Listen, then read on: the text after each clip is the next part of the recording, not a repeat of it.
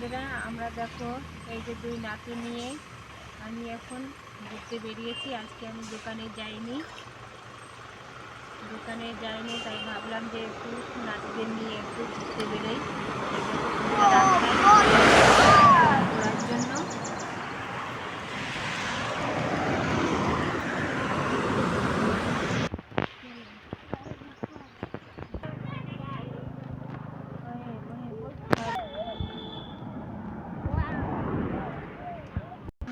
আজকের বিকালের মৌসুমটাও ভালো, মানে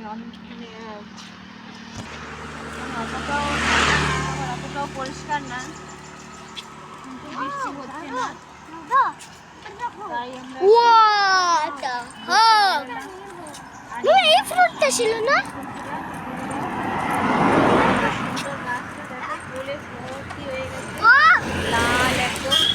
এই দেখো বন্ধুরা, নাতিরা এত বদমাশি করে, মানে